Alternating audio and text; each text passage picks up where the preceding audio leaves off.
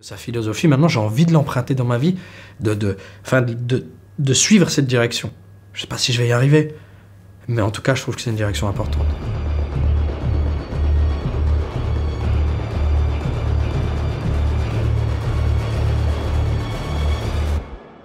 Quand je découvre le scénario, franchement, je suis un peu confus parce que je suis en colère, je suis triste, et en même temps, je suis complètement surpris de voir qu'un homme ayant traversé tout ça puisse s'agir au sens noble du terme de cette façon, d'atteindre un tel niveau d'humanité. Et je le termine, et en même temps c'est un cadeau, c'est un immense cadeau pour un acteur, un personnage comme ça. C'est-à-dire que c'était pas une histoire vraie, déjà le personnage est fou, il a tellement de strates, tellement de couleurs, il y a tellement de challenges à relever, que pour ça j'étais très content. Mais j'ai eu envie de m'aligner aux gens qui ont voulu lui rendre justice, l'aider, faire quelque chose qui soit au-delà du cinéma. C'est un homme exceptionnel, d'une résilience sans égale pour moi, enfin dans mon expérience personnelle, d'une immense philosophie, c'est un ambassadeur de paix et de pardon comme j'en ai jamais rencontré. D'où ma rencontre avec lui, elle dépassait aussi la fonction de l'interpréter, parce que, tu sais, alors je le dis souvent, tu l'as peut-être déjà entendu, mais si quelqu'un rencontrait Mandela, ou voilà, je serais un peu jaloux, je me disais, j'aurais aimé, raconte-moi, et tout. Mais en fait, moi, au fur et à mesure des conversations que j'ai avec lui, je me rends compte qu'il est du même calibre. C'est juste qu'il n'est pas aussi connu aujourd'hui. Mais c'est du même calibre, c'est des gens qui ont traversé un peu les mêmes choses, qui en sortent avec une grandeur d'âme, voilà, qui dépasse le commun des mortels, finalement. C'est presque une certaine façon, presque des élus, de quoi, je sais pas, mais ils ont la grâce, ces gens-là. Et j'étais ravi de pouvoir passer du temps et de discuter avec une personne comme ça. Je savais que ça allait me nourrir en tant qu'être humain. Et effectivement, ça l'a fait. C'est-à-dire que sa philosophie, maintenant, j'ai envie de l'emprunter dans ma vie, de suivre cette direction. Je sais pas si je vais y arriver, mais en tout cas, je trouve que c'est une direction importante. Mohamedou Ould Slahi, the Mauritanian held in Guantanamo. He recruited the guys who flew your friend's plane into the South Tower.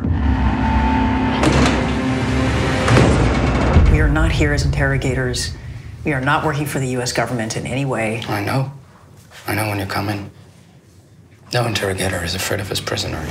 C'est pas pour rien que Benedict Cumberbatch, quand il lit le bouquin, qui joue dans le film également, mais qui a une maison de production qui a produit le film, veut Kevin MacDonald. Parce que Kevin est capable de faire des fictions, de bonnes fictions, et aussi de très bons documentaires aussi.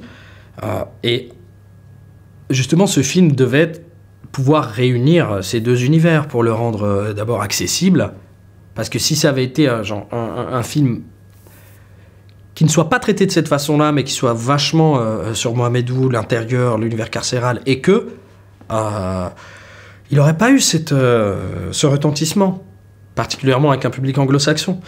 D'où le traitement du côté un peu thriller, qui est très bien construit, parce que on en a parlé avec Kevin, on s'est dit, il faut créer le doute chez le spectateur. Il faut absolument que les gens se posent la question, se disent, il est peut-être coupable, ce mec. Et qu'ensuite, sur les 2 derniers tiers ou la moitié du film, on comprenne que c'est pas le cas. Parce qu'à un moment donné, c'est aussi, j'ai pas envie de dire un divertissement, mais c'est du cinéma. Et on en joue. Et Kevin est la personne la plus parfaite pour ça, mais aussi pour diriger.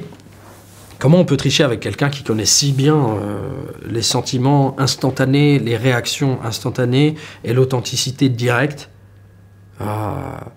que Kevin quand il fait ses documentaires. I am innocent. He has been interrogated, he has been held against his will for 6 years without a single charge being laid against him. Doesn't it bother you at all working with a terrorist? I'm not just defending him, I'm defending the rule of law. You haven't seen what I've seen. Quand je sais que Jodie Foster va faire le film, je suis très heureux. Évidemment, je dis bon, cool, je vais travailler avec elle et tout. Passer tout ça, faut travailler, être prêt et tout. Mais c'est vrai que le premier jour, on se retrouve sur le plateau comme ça, pendant 2 secondes, je me dis, on dirait que j'ai traversé l'écran. C'était très très agréable. Mais ça me l'a vraiment fait plus avec elle que n'importe qui d'autre, parce que j'ai vraiment grandi en regardant ses films, ses performances. Par exemple, quand j'ai travaillé avec Joaquin Phoenix, j'étais stressé, j'avais un peu peur, parce que je trouve que c'est un des plus grands acteurs du monde. Mais j'ai pas grandi dans mon enfance avec ces films. Je l'ai découvert plus tard. Alors que Jodie Foster, depuis que je suis gamin, je suis avec elle. C'est quand même quelqu'un, malgré son jeune âge, qui a pas loin de 50 ans de carrière. Donc elle est là depuis toujours. Et ouais, ça m'a fait cet effet. Ouais. Where I'm from, we know not to trust the police. But never did I believe that the United States of America would use fear and terror to control me. Parce que d'abord, on a toujours besoin d'humanité, c'est ce qui est le plus important, c'est ce qui reste. On le voit bien dans ce film-là, que même dans les abysses les plus profondes de nos histoires, c'est l'humanité qui nous sauve. Donc avant tout, c'est ça.